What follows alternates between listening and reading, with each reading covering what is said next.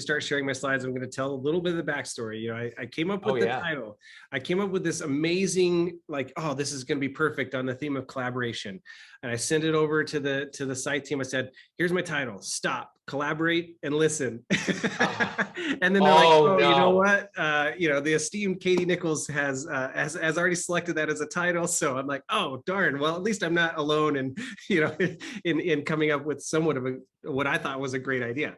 So then we were great minds on you know, with what other theme we could go with, and so we kind of came up with this 80s theme, and it started to flow. And so I apologize in advance, but I'm really excited about this. So here we go. Let's dive in. I'm going to share this and make sure everyone can see it. All right. Let's see.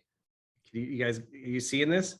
Yeah, oh, holy smoke. Okay. Now you just took it to a whole new level. All right. So I'm incredibly impressed. That's your entertainment for the post-lunch hour here. So, or I guess you get 25 minutes of it with me, which is more than enough. So thank you. Thanks for joining, and thanks for having me, Bryson and SCYTHE, the SCYTHE team. Excited to kind of share with you some of the exciting things around purple teaming that we've learned, and then obviously that we see our customers working with. And we have such a great partnership with SCYTHE and the whole team there. So just can't be more excited to be able to have an opportunity to share what we're learning and what we're seeing in the industry. As you mentioned, brief background on me. I've been in the space a long time. Founded PlexTrac with the notion of trying to help people solve the right problems, right? I was a pen tester, hated coming back and rewriting the same reports, hated seeing people not making progress of some of the most significant risks that we're finding in their environments and in their industry, in their organizations. So that was really the impetus for starting PlexTrac, is let's find ways to get this information disseminated to the right people in the right ways so that we can solve the right problems. And so it just flows perfectly with the mission of SCYTHE as well, and really collaborating on all the right things in order to move the needle forward from an organizational security posture. So so brief agenda again. You know, this is like, I didn't realize how closely I might have had you know, looked like Rick Astley until our marketing team, you know, kind of put this together. But there's obviously a whole nother story around Rick Astley with Rick Rowland, but kind of went with the theme of like together forever, right? We're red and blue need to be joined at the hip from now on, right? So we'll kind of go through a theme of like why now, and what is the impact that red and blue have together. And then we're going to share some research that we joined with the CyberRisk Alliance and did in the fall to kind of see, is purple teaming actually making an impact? Is purple teaming actually make a difference? And surprise, it is for organizations. And so then, you know, we'll share some resources. You've already heard some great talks on purple teaming and adversary emulation and simulation. So we'll just share a few resources of how to get started if you haven't if you're not a SCYTHE customer, or if you don't have a team to really feel like you're ready to do that. How do we get started? We'll show off a little bit of some of what we've got with PlexTrac. Like we really enjoy the partnership with SCYTHE and how we can use the two platforms together. And so then then we'll kind of have some takeaways and hopefully leave a little bit of room for questions if there's any. So let's take it away. I think this is actually going to start playing the video because I tested it. And I'm gonna quickly move through this, but hopefully you're getting a little jazzed up for this talk. I'm not gonna lie. Okay. All right. So if you were to listen to all the lyrics of that song, the theme of these titles is of the slides is along the theme of the song. So why should we start this now, right? And there's no doubt there's tons of statistics out there. This is just another group of stats that we gathered that a lot of organizations still don't feel confident in their security posture. They're feeling the hits of ransomware specifically, and And there's still a lot of misconfigured systems out there for this to continue to run rampant.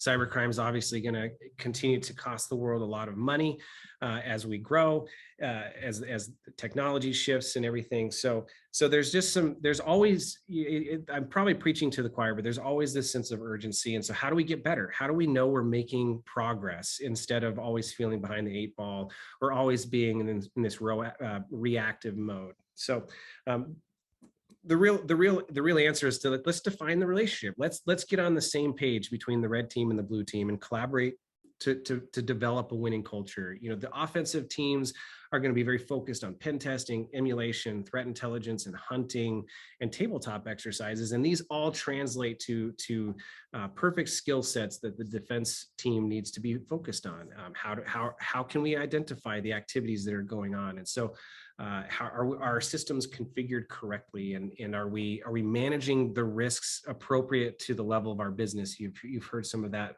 be discussed today, and Katie gave a great talk on how intelligence and threat intelligence really plays a huge factor moving forward. And I think that it's so vital that we continue to focus on bringing these two teams together in a purple mode to really move the needle forward. So we say that like this is really important, and so the biggest question I had is like, how do we measure this? How are we making a difference? And is purple teaming actually moving the needle forward the way that we think it is and the way that we perceive it to be? And then how do we continue to preach that message so that the world really knows? So we did actually join with the CyberRisk Alliance to ask those questions. Is purple teaming working? Are people that do purple teaming seeing a difference? And would they continue to invest in this notion, whether that's through a platform like SCYTHE or breach and attack simulation activities, or just continue to actually do the exercises in some capacity, right? So we really set out to like, hey, can we identify if these activities and purple teaming is actually making a difference? So I'm going to share a few statistics that came out of it. I'll have links, resources to be able to get this later, but the truth is that purple teaming actually does make a difference.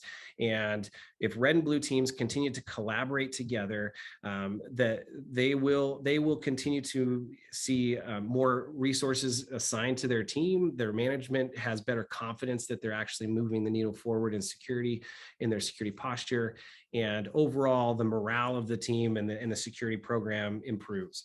So we'll kind of dive in. One of the key things that we started out when we did this research is like, hey, do organizations actually understand the importance of understanding their adversarial behavior? And obviously most organizations do, right? They will say, hey, we understand that it's very important or somewhat important that we know our enemy. We know what kind of activities they could conduct in our environment. And you see we also got some great quotes out of this research, but I think it's important that most people do know that it's important to understand what an adversary can do in their environment, and how deep they could go, and what are the techniques that would actually be successful within their organization. The next notion was, have you ever tried purple teaming? And for those that have, we kind of say, don't knock it till you try it, right? So it's easy to dismiss purple teaming as something that, hey, we're not mature enough to be doing just yet. But of those that have started doing purple team exercises, whether that's in a limited capacity or with a very mature, continuous mindset, they've definitely recognized that it is very important to their overall posture moving forward and how they can detect the true gaps in their environment.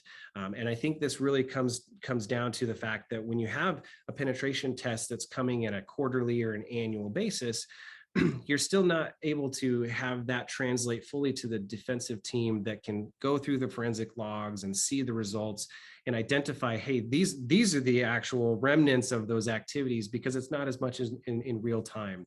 And so if you bring that in-house and you start doing these on a continuous basis, the organizations actually see an improvement in how valuable it is, and an improvement in their security posture and in a healthier culture, as you can see here. So don't knock it till you try it. Definitely, like, let's start focusing on how do we do this moving forward in a continuous basis, regardless of how we feel about our security maturity. Because once you're there, you tend to not look back, right? Of the people that had actually started doing purple team exercises, they saw the importance of it, and they were very likely to invest in purple teaming moving forward, whether that's through retained engagements, or bringing that capability in-house, doing more automation around the purple team activities. They saw immense value in how it helped them move the needle forward in a much quicker pace than their traditional activities around pen testing and general security management. So this was definitely an interesting statistic that, hey, yes, not only do people see that it brought a lot of value, they're going to continue it as an important part of their program moving forward. And I think this is a really interesting statistic to me as well, that we identified out of this one made it into the paper. Some of these other ones didn't make it into the final research paper, but we're happy to share more results. But this one was really fascinating to me because it's the breakdown of those that just do penetration testing versus those that have done penetration testing and purple teaming. And so obviously, everybody feels that when you do pen testing and purple teaming, you're going to get an improved security team performance, and that you're going to identify the right gaps in your environment. But I thought what was very fascinating out of the purple team use case is that it really helped build the use case and the ROI use business case for investing in more security technology solutions and more security resources. So from a team member perspective, they definitely saw that they could grow their team, and they saw the needs of what skill sets they were missing in their team environment by doing purple team exercises and doing this on a continuous basis. One other statistic that didn't make the slide deck is around how often people started doing purple teaming, and those that started doing it on at least a monthly basis saw demonstrable impact and results, right? And it drove to these results around more technology resources, bigger budgets, and a more defined notion of what they should be investing in from those technologies and those team member perspectives. So I thought this was a fascinating statistic that came out of the research, and it just highlights why the purple teaming is actually moving the needle forward and helping build morale for the teams. So, when we talk about how can I get started in purple teaming, and I may not feel like I'm in this maturity scale. This is kind of a different look at how organizations might mature and grow into adversary emulation and purple teaming. But we kind of put purple teaming in this category of, like, you can do purple team exercises all throughout this progression, and it helps you become more collaborative to know what you should be focused on today versus things that you might actually punt to tomorrow. Part of PlexTrac's mission is to help teams win the right security battles for this time in their maturity scale, right? So how can you know what that is if you haven't started to measure it? This is kind of our notion of the maturity scale. Most organizations are going to start with vulnerability scanning and move into pen testing and red teaming, and then adversary emulation, where you're emulating the TTPs that an adversary would conduct out of, say, an APT29 or something like that. And then simulation, where we kind of branch that out to be just, you have an adversary is going to have full reign. What is this full scope of things they could do? Not a specific campaign, but you can piece together those pieces yourself and move throughout the environment based on what you're living off the land, so to speak. So really the notion of purple team collaboration is, let's start somewhere and let's start measuring and tracking against ourselves so we can continue to show progress as we work together. So how do I do that? How do we get started? Well, we're obviously huge fans of SCYTHE Community Threats, Atomic Red Team, the MITRE emulation plans. These are all freely available to you now. You don't have to have purchased anything from any of these organizations. Obviously, MITRE's a nonprofit, but you don't have to have a large amount of budget to at least go and download some of these things and start to identify what are some of the things that we want to get testing in our environment today, and how would we identify the gaps that we might have based on certain threats, right? So these are great resources to be able to start getting into your environment and collaborating with your defensive teams to execute these tests.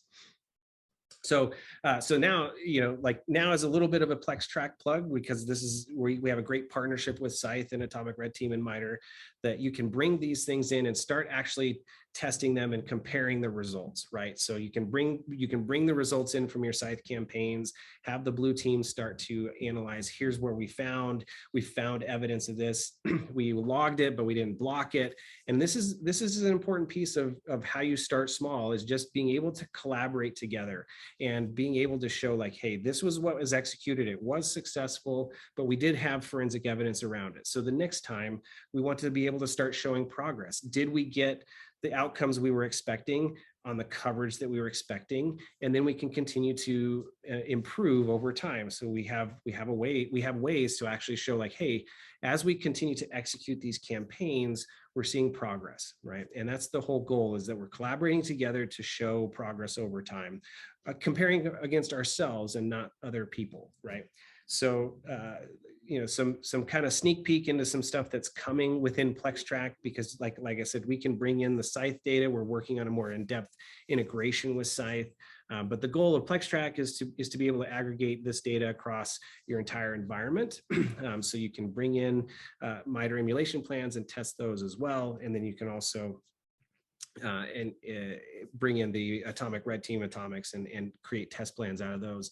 The goal later this year is to actually be able to send those campaigns to a group like SCYTHE and be able to execute those automatically and have that data collected back for trending and being able to aggregate that across your other pen tests and things like that. So the goal is to, hey, you can start with existing test plans that would come from the SCYTHE community threats, from Atomic Red Team and MITRE emulation plans, and then be able to actually track progress across your environment over time, and then actually showing within an engagement, how are we making progress? How are we showing the coverage that we're having at any one given time? And then ultimately being able to collaborate deeper on these assessments and being able to identify what's working, what's not. And so the real goal is like, don't get caught up on how mature we are as an organization, because definitely in our research and in our data, it didn't have anything to do with the feeling of being mature. It was once we got started doing purple team exercises, we were able to show demonstrable progress over time for our environment. And so the notion of like, don't just do it, just do something, right? Let's get going and start small, take in one threat Thursday campaign at a time, and just start executing it, and then see how we're doing as the blue team and the red team start to really learn how they work together as well. And then you can actually start to show, are we getting better? Do you have trends and analysis to show like, hey, over time, we're able to fix these things as they get reported, and being able to show that we're continuing to move the needle forward from a security perspective. So brief talk. I'll hopefully, we were able to at least show that there was definitely demonstrable evidence that those that do purple teaming and are collaborating on a consistent basis are making significant strides in improving their security posture much faster than they were with their traditional pen testing, quarterly or annual pen testing. That they know that understanding adversarial behavior in their environment is a top priority, and the best way to do that is through true purple teaming and collaboration.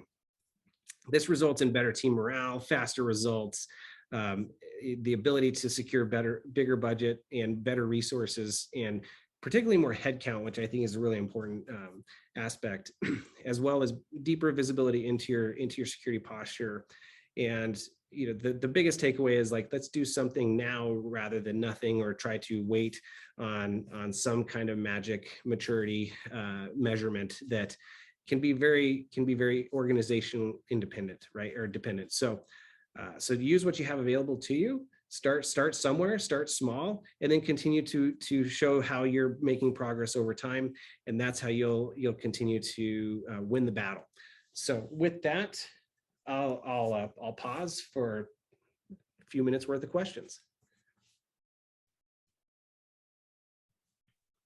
All right, Dan, let's see if we got some Q&A.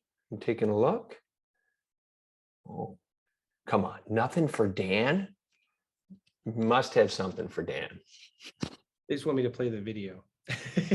You know what, Dan? You're right. At a minimum, I was thinking somebody's going to say, bring me some more Rick Astley, right? Yeah, I mean, yeah. you can't get enough of that. I have a question for you. So, Dan, we've been exploring this all day today. Can we talk about size of organization where this is applicable? Because I think, we probably have folks on spreading the gamut. Some from organizations that are reasonable in size that say, hey, I'm learning a lot here, but I mean, I'm not even big enough yet to deploy, let's say, a full, red blue team. And here we are talking about all the great stuff around purple. I'd love to get there. And then we've got folks probably on the higher end of the scale at the enterprise level who are like, hey, look, yep, we're doing some of this. There's some great ideas. We're going to even augment those. So maybe we start on the left side that I've mentioned. If you're a smaller company and you're gathering ideas, and this is a future state, how do they kind of start so they don't get overwhelmed at kind of almost everything that they're hearing and go, my God, I'm missing the boat here. I'm not doing any of this today. What would that ramp look like, for you? Yeah, and I think I can kind of just share some of my personal experience. Before I dove into PlexTrac, I was a security director / CISO at a smaller company. We had 4 people on our security team at the time, so 5 including me, and we had a decent amount of budget. Now that's one plus for us, but we were able to invest in technologies that were able to continue to, that we felt help move our security posture forward. But we're like, how do we actually validate this, right? So we started small, where we took what we thought was maybe our biggest area of gap within the MITRE ATT&CK lifecycle. We started cherry picking a few techniques out of the lateral movement tactic within MITRE ATT&CK. And we said, hey, we're just going to test these, right? And we're going to start on a bi-weekly cadence where we're going to have part of our team go out and actually do the tests. They were not red teamers by trade, but they were able to learn enough about how to execute those exercises.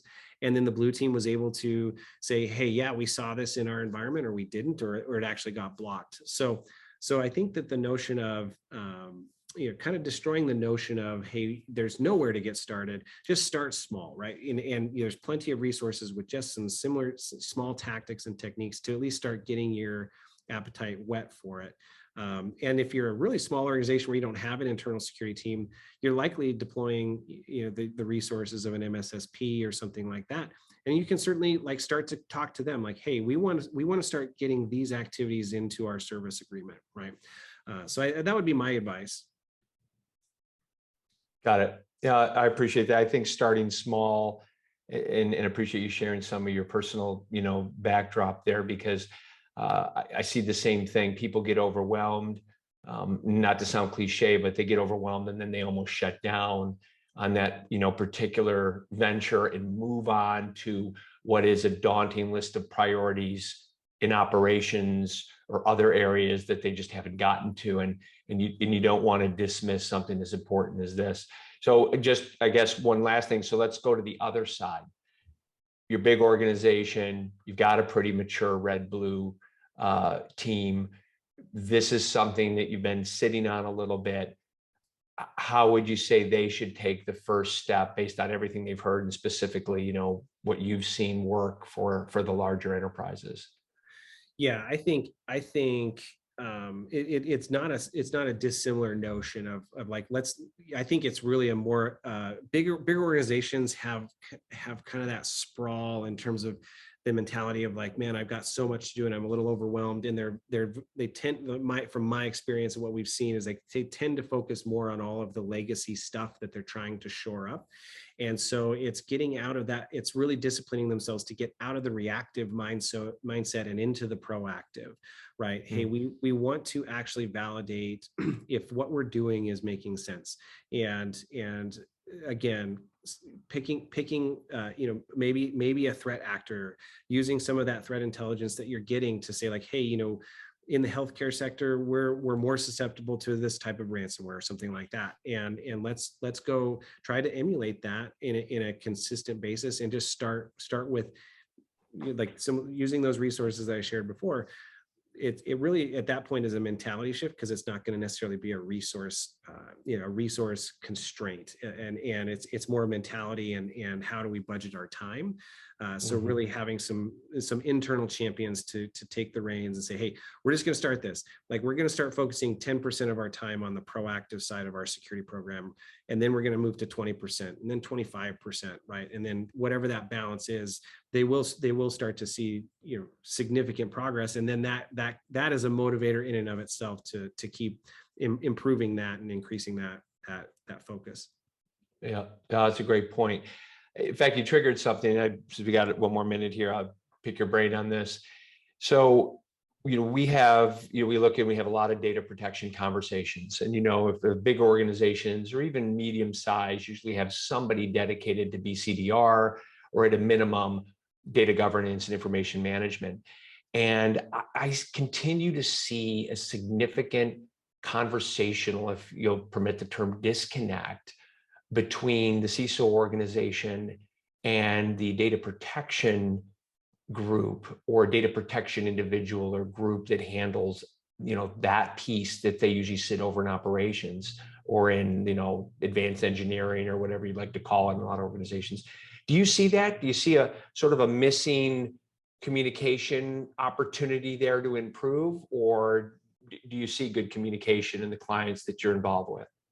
I think largely you're probably correct. I mean, like, there's going to be some probably outliers, but I think there's always going to be a communication. And I think one of the things that I really, even more recently have been trying to kind of emphasize is like, use more data and less words to like help bridge that gap with communication. Like, maybe coming together and say, hey, what are the key metrics that both of us care about, right? That we should start focusing on, so that we can actually speak the same language, whatever that may be, right? Because you also see this in the privacy sector, right, or the risk management sector versus the more technical security things. So I think that's an important aspect. But at the end of the day, everybody needs to recognize that the mission is to avoid or identify the breach as early as possible in that attack life cycle. And that's why I think the attack life cycle, MITRE ATT&CK, is such a great conduit for how we can start talking about these activities that really move the needle forward. Excellent. Thank you for letting me pepper a few questions there. And if there are some in the that end up in the Discord, Dan, we'll make sure we highlight them. And I think we're going to send out any that we don't get a chance to do now. We'll make sure we send out the post email after the event. So thank you very much for your time. Thank you for, as I mentioned, the questions, and congratulations on the success and the round that you just got. And excited to see where y'all go at PlexTrac.